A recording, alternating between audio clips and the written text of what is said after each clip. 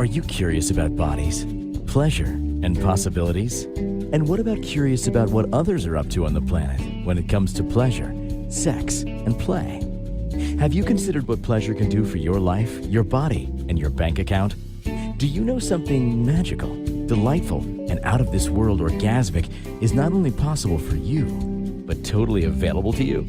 If you're ready to be the magical, sexual, sexy beast you know you can be, and you just need the tools to get there, you're in the right place. Now, here is the host of The Pleasure Zone, sex, relationship, and intimacy coach and holistic health practitioner, Milica Jelenic. Welcome, my sweet pleasure seekers.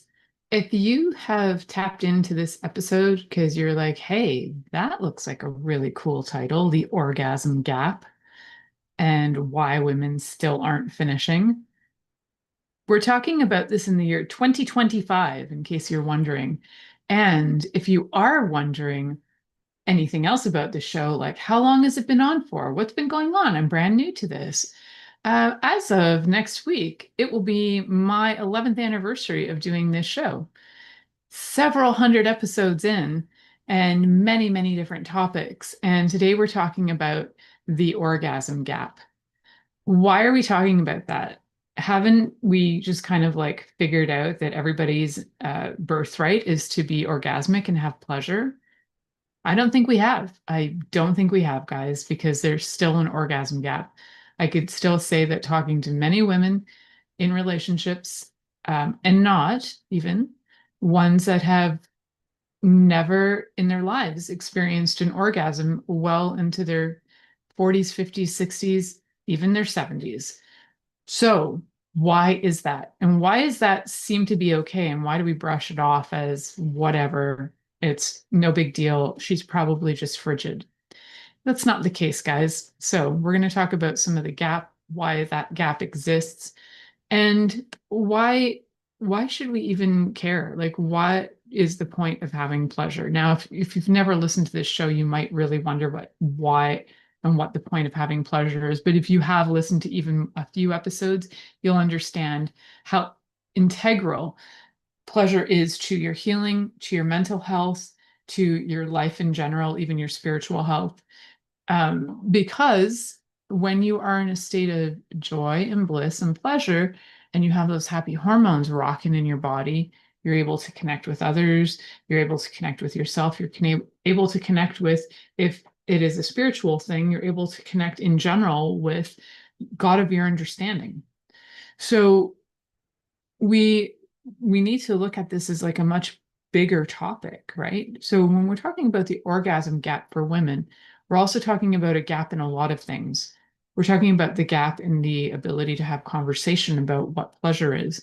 We're going to have conversation about how we can change that, what's kind of needed.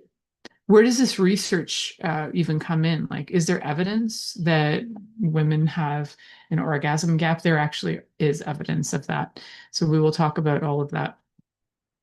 The reason I talk about these things is because I am not only a huge advocate for pleasure, I'm a huge advocate for that you don't have to get stuck in your story, in your life story, where if you've had trauma or anything, especially sexual trauma, that you don't have to be victim of that for your whole life. I talk about that because it's part of my own story. And as part of my own story, which I've told several times on this show and this podcast, I found that I needed to find ways to empower myself to be able to move forward, to be able to feel confident and comfortable in my body, then to even be having conversations like this through, these over 400 platforms that this show goes out to. I'm talking to people who I've never seen all the time about things that are incredibly personal and vulnerable. And I do that so that you guys can have information and not feel alone. And I do that so that you can also, whether you choose to work with me, you can choose to know that there are experts out in the world that can help you with this. So whether it's that you choose to work with me or you choose to work with other people who are either sexologists, sex therapists, sex and intimacy coaches, which is what I am, then you're going to know that there are resources. I'm also a holistic health practitioner and have been for 28 years. Yep. So I'm 50 and I've been at the holistic health practitioner work. Oh, actually, that's wrong. It's more than that. It's like 31. Anyway, I started when I was about 19 with the very first course that I got certified in. And then I don't really do that work so much anymore. So I don't think about it so often. But the stuff that I started doing when I was 22, I still do. And I've been educating myself ever since, constantly educating myself. If you're watching video and you're looking at the background, you're like, well, where's all your certificates? Honestly, if I put them up, it would look weird. So I don't put them up. It would look kind of bizarre. I probably have, I don't know, 20, 30, 40. I don't even actually know. I don't count. I have like a binder. So, like, I don't bother. So, when I talk about these things, I talk about these things from personal experience, but I also talk about them from place of education where I've studied, learned, and researched. So if this is something that interests you and you want to know why maybe you're not having an orgasm and why that has been and why it's been so acceptable for so long, this is an episode for you. And we're going to talk about what is the orgasm gap, first of all. Like, it's an interesting term, right? So, the orgasm gap refers to the fact that in heterosexual women, 65% of heterosexual women have orgasms compared to 95% of men who are in partnered when they're having partnered sex. These are heterosexual relationships, guys, because most sex research is dedicated to heterosexual relationships. Those dynamics do change in all the other variations of relationships and sexual relations. So in we don't have stats on it yet, which is sad to say because sex research has been going on since the 19, well, there's been sex research prior to the 1950s, but it was more like the work of Freud, just stating certain things about people's development, but not really studying the how bodies interact, the way that Masters and Johnson studied bodies and measured things and had a lot of that, although some of their information was also falsified later in the 70s, but that's a whole other story.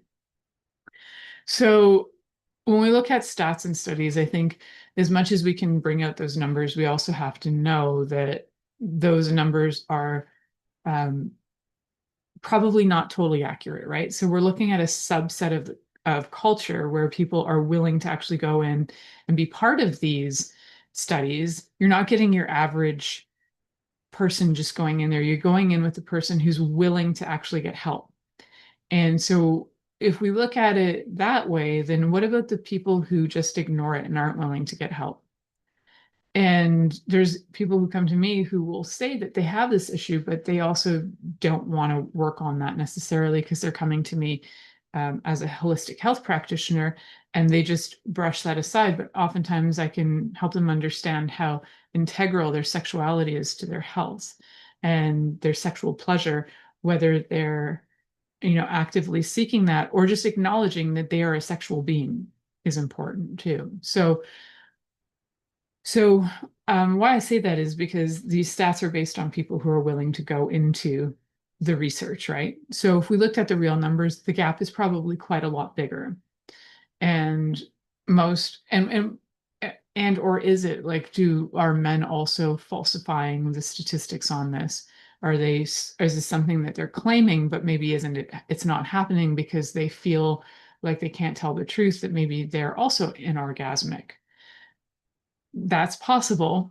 Um, there tends to be more of a it tends to be more common that men are having orgasms, whether they're in heterosexual, bisexual, gay relationships, the whole spectrum of sexuality. Men tend to have more orgasms.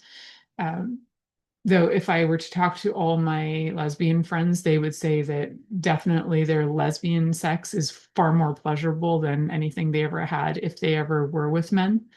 So so it kind of helps to know the body parts, right? Like, so I always thought like it would be naturally more pleasuring if you were with somebody who understands the mechanics of the body. And if you're familiar with that, then the chances are you're going to have more pleasure. You understand some of the basic mechanics. which we can work on basic mechanics, but then one of the key things is no matter what relationship you're in, no matter whether you have you're in a heterosexual relationship or you're, a lesbian, or if you're in a bisexual relationship, if you're in a polyamorous polycule, it doesn't really matter what the configuration of your relationship is. What matters is the communication. That's key, right? So we really need to look at what are women not asking for when it comes to the orgasm gap? What are they not willing to say? What are they not willing to look at or acknowledge or any of that? And where does that come from? So if we know that women aren't having orgasms as much as men, why is that? Are our bodies just that much more difficult? They're really not. Um, do does it require a little bit of a different way to get stimulated? Not always. What it requires is information about the particular body that you're playing with, because every body is different. Yes, we have similar mechanics of structures that you can look at and go, okay, these things work in a certain way. They do, and there's variations. So not everybody is going to be turned on in the same way. You can look at that in ways where, say, for example, some people really don't like their feet being touched, but they might prefer their hands being touched. Well, the same is true for any kind of genital stimulation. Some people might prefer a certain way over another way. And one of the very first episodes I did on this show 11 years ago was I interviewed a group of people who did something that was called orgasmic meditation. And they have a method on, it's like 15 minutes, and you have a method on how to simulate. And that method was, a lot of it was created and developed because of the orgasm gap. So it was how to actually bring orgasm to women. And it was learning how to stroke. And the if you see anything on that group, there has been a lot of information out there that later came out that they may have been slightly cult related, but I can't say that for sure. The people who were in that, there were some people who said they were, so there were some people who said they weren't. So it's a mixed bag. But I think essentially they're what they wanted to bring educationally to the world was that we need to somehow bring orgasm to women. And how do we do that? So they came up with a method, the 15-minute stroke method. And it, I mean, it's great. There's also the need for more conversation and more direction. And I think the having and being able to work with consent under that is great too. Under certain things where like you learn a method, there isn't always necessarily consent going on. So it's like, oh, this is the method, I will do the method for you. And there's still consent required. So it might, you can take a lot of things and you could kind of meld them together and you could create some really good um, ways to approach things. And it's always going to come down to that big C word of communication, which is to get consent and to get more information and to get insight into your partner and what their desire is. Desires are, let's say, plural. So one of the reasons why we still have this gap, why so few women are having orgasms compared to men, is there's probably a lot of conditioning, right? We've been told that sex shouldn't matter to women. If women, and there still is slut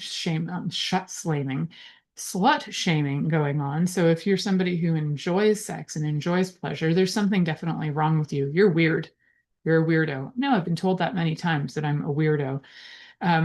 That's fine. If you knew what the word weird meant, you'd be like, darn, I wish I was weird too. So when we look at why this persists is because there's a lot of conditioning going on, whether it's from religions, whether it's from what we've been told culturally.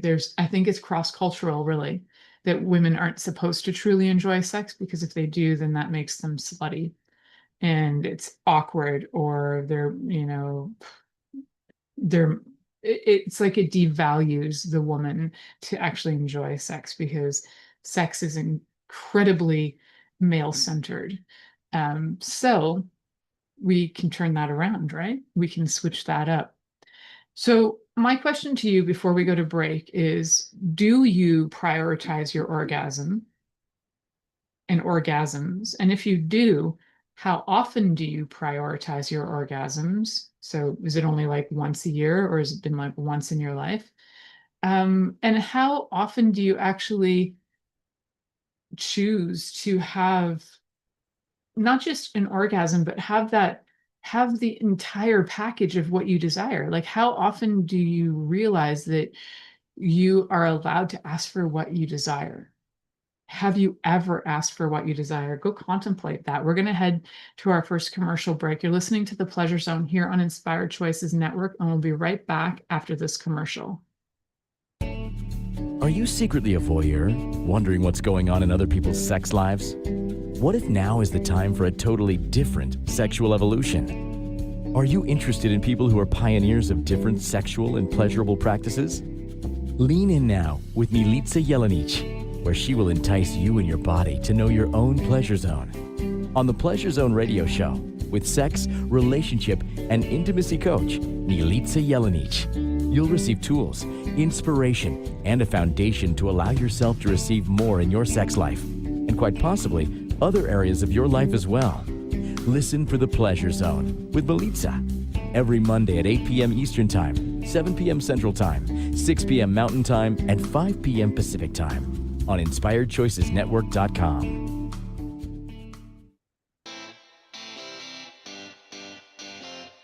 Are you a subject matter expert? Are you here to share your expertise with an audience waiting to hear from you in only the way you can deliver? Are you ready to have your voice amplified across the airwaves? Inspired Choices Network has a global radio platform streaming to millions of people across the world. Professionally produced and supported by an accomplished team every step of the way, you can broadcast from anywhere in the world, knowing your voice matters, and we ensure it is delivered with ease and efficiency. Eager to hear your message, the world awaits. Contact us today to become an Inspired Choices Network radio host. Email become a host at inspiredchoicesnetwork.com. This is the Pleasure Zone with sex, relationship, and intimacy coach, Milica Jelenic. To participate in the program today, join our live studio audience in our chat room at inspiredchoicesnetwork.com. You can also make the choice to ask or comment by email, info@milicajelenic.com. Now, back to the program.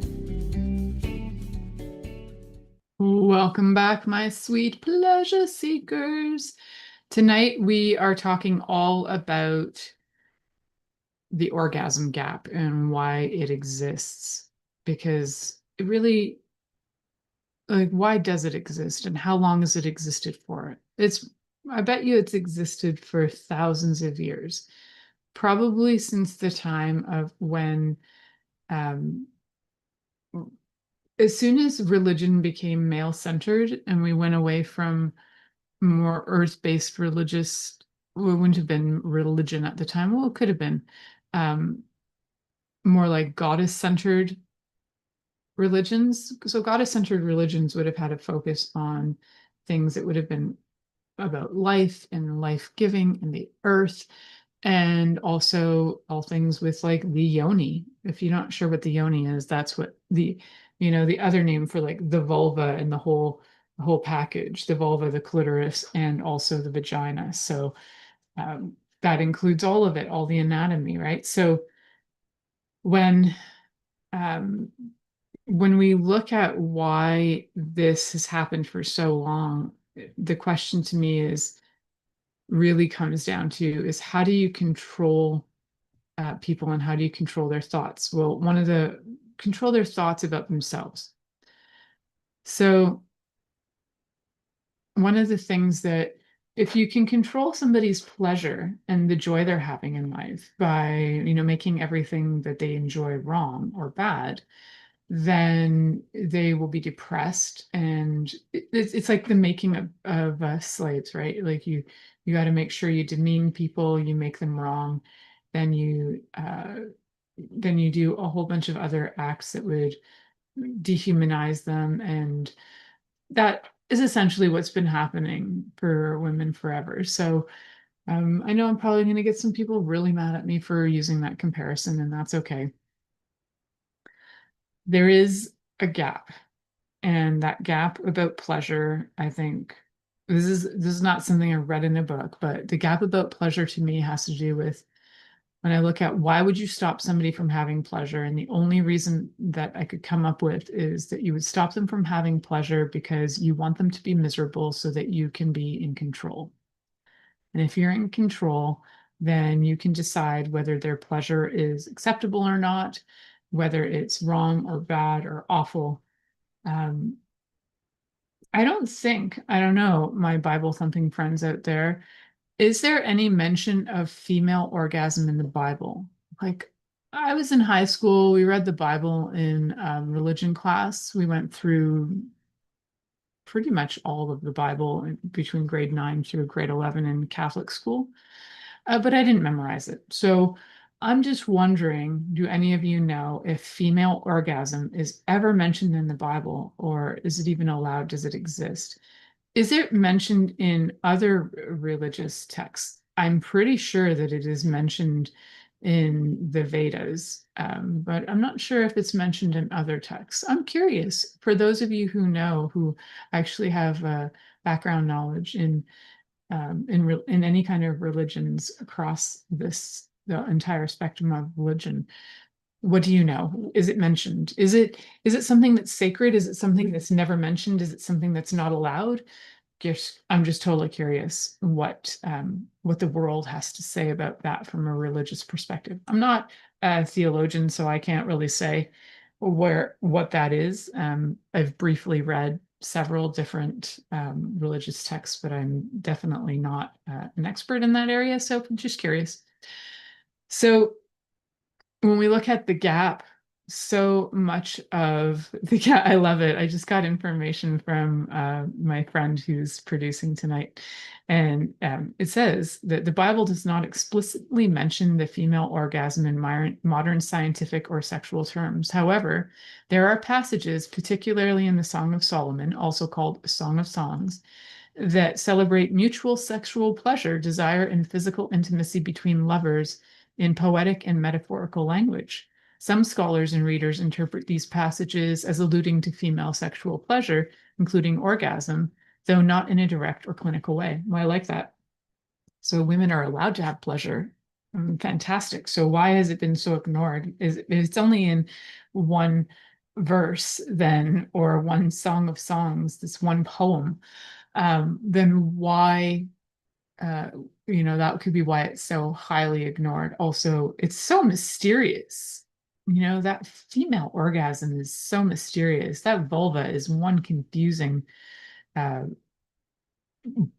muddle of nerves, right? The clitoris with its 8,000 nerve endings. Where do you even start?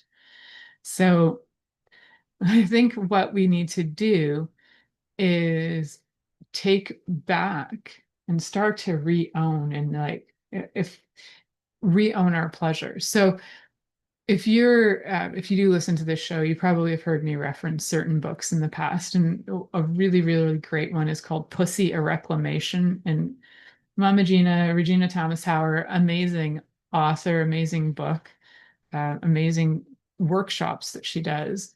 And she really is all about reclaiming the vulva and reclaiming pleasure. And I love that. So with this information out there, with researchers out there who have been, doing scientific studies since the 1950s, like Kinsey and Masters and Johnson. I think Kinsey started after Masters and Johnson, but we'll look at both of them, right, as major contributors to sexual research. They studied Masters and Johnson started to study the female orgasm because it was brought to Master's attention that he didn't realize that women faked orgasm. So he ended up studying that to figure that out. And he got a partner, Johnson, who ended up helping with that. So there you go. and they ended up being masters and masters in the end. So that's a long story. There's a great, if you want to see their story, there's a great docudrama. It's not a documentary, but it's like a drama story, whatever series. And I think it was like, I don't know, maybe it was on Netflix or something, but it's a great one. So you can kind of see the development of how that became something of how female orgasm became something important to study. And it was also surprising that to them at the time that women enjoyed sex and chose to have it, and it wasn't just an obligation. So somewhere there were many places in the world where women were not only accepted as having pleasure and orgasms, but then we have colonialism come in and just kind of bring through a whole bunch of uh, British values to the whole world, where other places in the world were acknowledging pleasure and it was fine. And then colonization. Colonization actually has a huge impact on pleasure. Well, I'm actually considering having some people come on and talk about, if they'll come on and talk about the decolonization of relationships, as in that they're polyamorous, polycule, and they talk about how monogamy is quite a form of colonization, which is fascinating. They're a fascinating group. You can follow them on Instagram. So they are, I think they're called Decolonizing Love. Anyway, you can check them out. They always have great insights and info on how we ended up with the situations we're in today in relationships. So it's pretty fascinating stuff. So how did we end up with that gap is that we've been trained into it for a very, very long time. And we've also been told for a really long time that certain things like clitoral orgasms are inferior to vaginal orgasms. We were told that for a really long time until we realized that the truth of it is all orgasms are in the brain. They all start in the brain. And yes, the stimulation might start on different parts. Like the stimulation might start in the clitoris, but that signal goes to the brain, goes to those pleasure centers in the brain, and that interacts with your nervous system. So it's actually a nervous system reaction. And then, your body will react beyond that, right? With muscle contractions and blood flow and all these other systems of your body kick in, and hormones start to kick in as well. So it involves a lot of systems, but the initial stimulation would be what gets your brain going. So having an orgasm by clitoral stimulation or even nipple stimulation, because you can, if you really explore and let your body become fully orgasmic, you can pretty much touch any part and your body can be orgasmic from that, from having the lover that listens and having that communication. It doesn't always have to be what is, the textbook, rub this way, do this, for 15 minutes. Like, those are methods, they can work, but also talking, communication, and consent with touch can be incredibly pleasurable and be a massive factor in how and why women aren't having orgasms and how you can start to have them. There's another illusion that women are harder to please too, and that's just not true. It's that what's happening is that a lot of women are not feeling like they have a right to say what they would like, or when they do say what they would like, that they don't necessarily feel heard. Or that's another thing that I hear a lot of, is like that women will say, well, I said what I wanted and then he tried and I didn't like it. I'm like, okay, did you give any further information? Did you do like show and tell? Did you give? And usually no. Like, the first sign of it not working, women will often like go, oh, forget it, I'll either walk away and uh, like, let's not even bother, or they'll just put up with it because they don't feel like they have a right to ask for what they desire. If you're in a relationship where that's going on, I really encourage you to go check out the book, The Wheel of Consent. They also have workshops for the Wheel of Consent, for touch workshops. And there's a lot of workshops related to touch that you can go and check out. they're incredibly helpful in being able to learn what you do like, how to ask for what you like, how to ask your partner for what you would like to do with them. Like, may I, for example, like, may I, suck the big C? Like, may I do that right now? So, and they're like, oh yeah, sure, cool. Like, thank you for asking, and thank you for asking, may I please? Because that's a really nice thing to ask. There's also a really big misunderstanding that penetration is supposed to be the way to go, and that penetration, and that there's like method to the penetration, like you should count a rhythmic count in a certain way. No, everybody is different. Everybody's different. So ask your partner, may I do this? Are you enjoying this? Is there something you would like me to do that's different?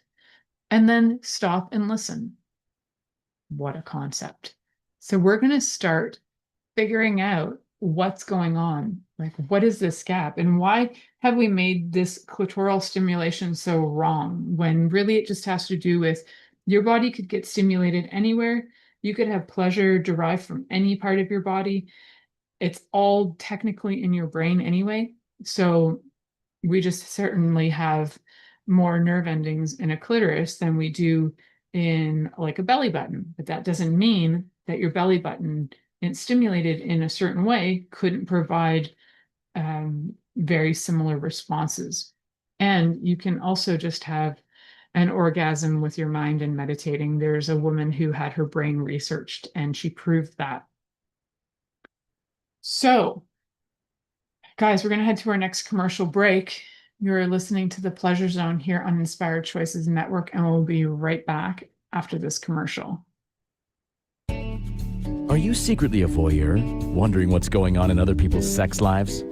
What if now is the time for a totally different sexual evolution? Are you interested in people who are pioneers of different sexual and pleasurable practices?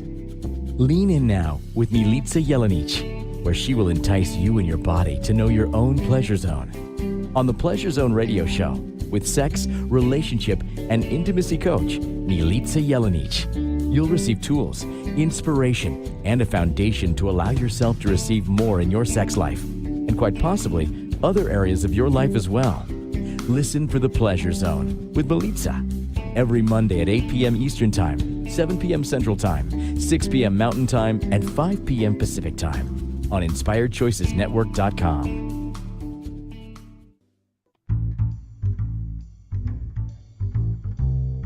How wonderful would it be to carry your favorite Inspired Choices Network host with you throughout your day? Well, now you can. Inspired Choices Network now has its very own mobile app. Our free app offers live streaming shows, along with thousands of podcasts and TV episodes. Our shows cover a wide variety of topics. Whether you're waking up with us, carrying us through the day, and taking us to bed with you, we're always here for you to enjoy. We're easy to find. Just search for Inspired Choices Network in the Apple App Store or Google Play Store. This is the Pleasure Zone with sex, relationship, and intimacy coach, Milica Jelenic. To participate in the program today, join our live studio audience in our chat room at InspiredChoicesNetwork.com. You can also make the choice to ask or comment by email, info@MilicaJelenic.com. Now, back to the program. Welcome back, my sweet pleasure seekers. Tonight we're finding out all about the orgasm gap. So for those of you who are just jumping in now and you're like, what is the orgasm gap? The orgasm gap is the fact that there's been a lot of research done on that women significantly less of the time have orgasm compared to men. Now, that gap is closing over the last few decades as conversations are increasing. There still is a lot of shame around asking for what you want. So just know the gap is closing. And I hope in my lifetime that gap closes and that we're able to all have pleasure. And like, what a great I know, what a strange target to have in this life, but that is a target. Is the more education we get, the more understanding we have, the more ability we have to communicate and ask for what we'd like. I'm hoping that that's going to help close the orgasm gap. One of the things is, I think I also find that I have people who say that they've never even given themselves an orgasm, so they don't even know what feels good to themselves. So I would start with self-exploration. Just what feels good? What and how are you touching yourself that just feels nice for the sake of feeling nice? Half the time when I'm like doing this show, I'm like, my hand likes to just like stroke my leg. So you don't even see that in the background, but my hand's just like rubbing my leg because it feels nice, helps calm down my nervous system while I talk to you guys about like really taboo topics, so it helps. And it feels good, right? So then if there's a difference between what feels good and then what are you just doing for somebody else. So that would be like something that's called performative. Are you having performative touch for yourself even? Are you just doing what you think you're supposed to do? Meanwhile, you're like, I don't even really enjoy this, but I'm just doing what I think I should do. Performative touch when it comes to partner sex it can be really, it can actually create a lot of issues. So performative touch, if you go with, say the first few times having sex with somebody and they do something and you just go along with it and it's like, okay, that's fine, that's good enough. And you don't stop and show what you'd really like in that moment or have that communication in that moment, then what happens is you'll get the same sex repeatedly over and over again. And it becomes more like a performance rather than something that can be new and innovative every time, every day. And sometimes we get in ruts, guys, like that happens too. So when you get in the rut, and you're like, oh, we're doing this again, be the courageous one to start the conversation to say, you know what I'd like to try today is this, and this. How do you feel about that? Like, can we try maybe today? Can we try a little bum play or something? I don't know. I'm just throwing stuff out there because there's lots of people who would be like super shy of asking for that. So what can you ask for that you've actually been quite holding back on so that you can ask for the touch that you like and you can give feedback? And when you do really like something, give the feedback. Say, yeah, I really like that. Stay there. Like, can you, oh yeah, stay there, or like slow it down a little bit, go a little softer, a little bit over here, try it on this, try this. Like, the chances are you're with a lover who wants to give you pleasure. If they don't, and it's all about them, then it's time to find a new lover. If your lover is interested in pleasuring you, then not only will they be excited for you to show them what you want or give them tips on how to please you, not only will they be excited for that, they'll be more excited that it's successful and they'll want to do more of it, right? So when you're feeling like, hey, there's a rut, then there's a rut in the communication as well. And it's a time for having conversation. And sometimes it's just time to get back into reconnecting with your body. So when it comes to a lot of sex these days, I think there's been a lot of miseducation through porn. And so a lot of times guys are thinking, oh yeah, a woman should just be able to stroke her clit for 32 seconds and then she's dripping wet and now she's squirting and look at that, amazing. And he doesn't have to actually engage with her because most of these references are for heterosexual men who are trying to learn how to have sex with women because they're not familiar with the anatomy totally. So the education is not there. It's total miseducation and there's never communication. I've literally watched 3 porn videos in my whole life and at no point do I remember seeing, and guys, if you do have porn that's highly educational as well as playful, please pass it over. Tell me where this stuff is because I haven't seen it. And if I could get resources to help people, that would be great. I have resources from my for my sex and intimacy coaching, but those are not what you would necessarily call pornography. Those are like educational videos, and they feel educational. So it's very different, and it's a very different vibe as well. And I think we need more of those educational videos out there to help people understand what they need to do, how to have those conversations, how to ask for things, how to please themselves, and then how to have the communication on asking their partner what they would like. It's really missing. So between like saying things, and I always like to remember that not everybody is verbal. Not everybody, some people are communicate with their hands too. Some people don't do either. But what they can do is give you feedback in other ways. So knowing what cues are, nonverbal cues as well.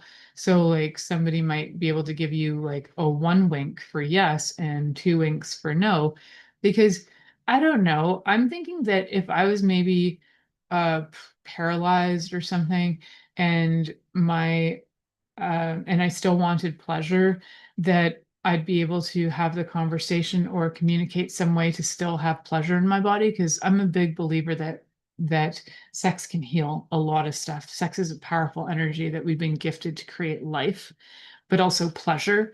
And so why not healing as well? So my thought is like you can give cues, nonverbal cues, as well as verbal cues to say what you desire. So whether that's, repositioning people's hands, or whether that's giving a wink or a nod, which is agreed on probably in advance about what those things would mean, and going from there. Also doing things like having conscious touch where there's no agenda. So what I usually tell people too when they're having really frustrated times in their relationship, and this is actually a Masters and Johnson technique, is to take sex off the table. And I think other sex educators since then also promote that too, but it's actually a really good tool. Is that when you're having problems in sex, take the actual sex off the table, the need to have orgasm off the table, and start doing exploratory touch that is not meant to have any agenda of like having sex at the end of it. It's just exploratory. It's just about giving and receiving. And you can, again, in the Wheel of Consent book, they really talk a lot about that. So, but being able to touch and communicate about whether you enjoy that touch is so important, and having no agenda. So taking all of that orgasm off the table, taking the this will end in sex off the table. It's surely just touch for the love of touch. It's such an important practice to have, even when you have a lot of fun in your sex life, even if you're not going through a lull. Have those days where you just have touch for the sake of touch with no agenda. It can be a really great way to build energy, and it's almost like having a little self-restraint can build the energy. So if you say, for example, had 2 days of no sex touch, and it's just buildup of just stimulating the body, your body will be so revved up, excited for it's like having core play for 2 days, or foreplay as most people know it, but core play for 2 days of, having your body turned on and connected and all that stuff. And then, where, and it leads up to that, maybe there's an agreement of like, hey, yeah, we're spending this other day doing all these other things, and like make it like one of those especially fun days where maybe you have all the toys out, and you have everything like set up where it's beautiful scene, and you have it, and it can be planned in a beautiful way, because all that other foreplay was a little bit more spontaneous, and the touch was not geared to having to have an orgasm. So it leaves a lot of room for imagination. It leaves the body to have room for imagination and a lot of stimulation and excitement. So then your body's already like quite grounded and in the receiving mode of your partner, which sometimes if you've been going through stuff or you're stressed, your body's not necessarily in the receiving mode of your partner. So allowing that to happen. That's when you go from just partner to lovers, right? Like you can be partners with a lot of people, and you can be lovers with a lot of people as well, but it's a very different energy to be somebody's partner or somebody's lover. And you want to move into that lover zone. So playing with different things and getting feedback from your partner about which is now your lover, getting feedback from your lover about, how things went. What did they like? What were some of the key takeaways that they really enjoyed?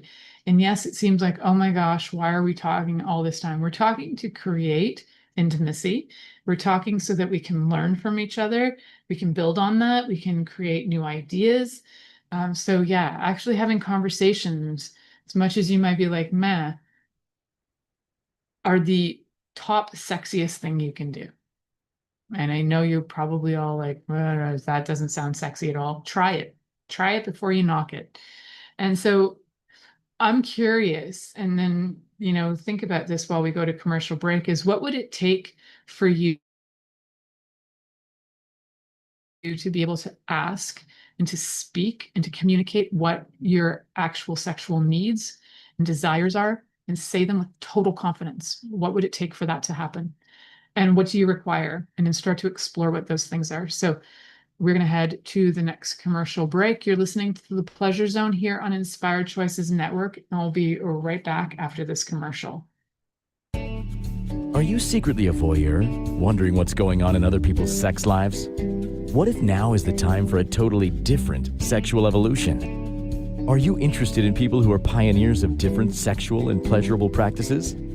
Lean in now with Milica Jelenic, where she will entice you and your body to know your own pleasure zone. On the Pleasure Zone radio show, with sex, relationship, and intimacy coach, Milica Jelenic, you'll receive tools, inspiration, and a foundation to allow yourself to receive more in your sex life, and quite possibly other areas of your life as well. Listen for The Pleasure Zone with Milica every Monday at 8 p.m. Eastern Time, 7 p.m. Central Time, 6 p.m. Mountain Time, and 5 p.m. Pacific Time on InspiredChoicesNetwork.com. This is The Pleasure Zone with sex, relationship, and intimacy coach, Milica Jelenic. To participate in the program today, join our live studio audience in our chat room at InspiredChoicesNetwork.com. You can also make the choice to ask or comment by email, info@MilicaJelenic.com. Now, back to the program. Welcome back, my sweet pleasure seekers. Tonight we were talking about the orgasm gap, which I feel, and I'm hopeful that that gap is closing, so that we're not having 65% in heterosexual relationships, 65% of women having orgasm compared to 95% of men. I hope that in my lifetime that gap closes where it's 95 to 95. I don't know that we're ever going to hit 100, because there are some things that could be long-term effects that would have somebody not be able to have orgasm, possibly. So whether there's physical damage to the body, or whether there's like so much trauma that the person hasn't resolved. Not that you ever fully resolve it, but you definitely can manage it better. So, and I bring up trauma because that is and can be a massive factor in why women are having that orgasm gap as well. When you look at the stats on sexual abuse, it's more common to occur to women.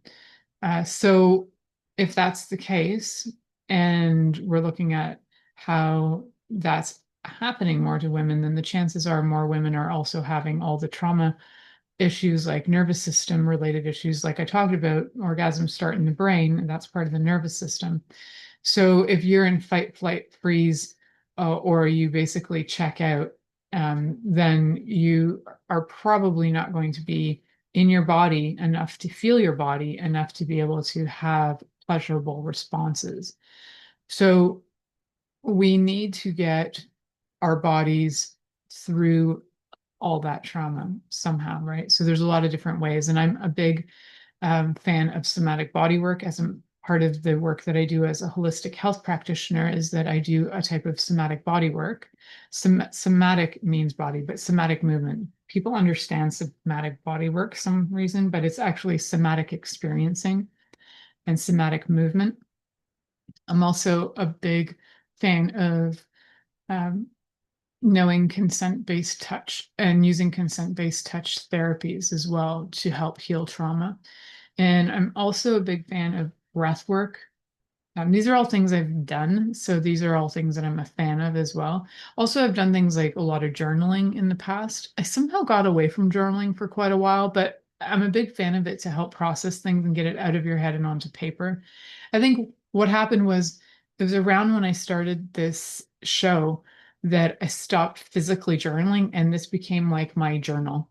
So this podcast is a bit like my journal in a way, as I bring things up often from my own life experience to give examples, and like I end up working through them the week before the show and sometimes a few days after. So yeah. So one of the things too is to like work through any shame. So these are all things that can be like working through the trauma, working through the shame. All these things can be done with a professional. If that's something that you want to work with me through, absolutely connect with me through my website, milicajelenic.com. If you're getting this information and you're like, hey, I know somebody that does A, B, C, and D, or I want to try this workshop, go check it out. Definitely follow your intuition on that and go to where you feel is the most geared towards your recovery.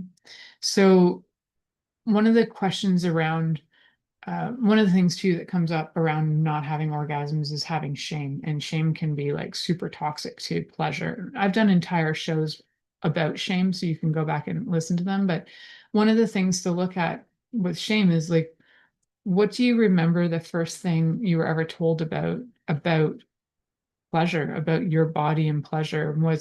Was it shameful messaging? Were you told like that's don't touch your body, that's wrong? Or oh, you shouldn't do that, good girls don't do that. So what you want to do is you want to look at that and realize that those are all voices, somebody else's morals or mantras that they've been had in their head forever. And you can do different things to switch that, whether that's EFT, so emotional freedom technique, tapping is part of that. If there's so many different ways that you can, NLP as well, different ways to switch your thought patterns up. And you can literally just also see where those things are. It's like, oh, I heard this thought in my head when I was little. Oh, somebody said that was dirty and bad and don't do that. Girls don't do that. And then in your thought, every time that you're having or pleasuring yourself, you're like, I'm not a good girl. Then look at it too from the, I love Byron Katie's approach with those 4 questions of, is it true? Is it true that I'm not a good girl? How do I know for certain that that's true?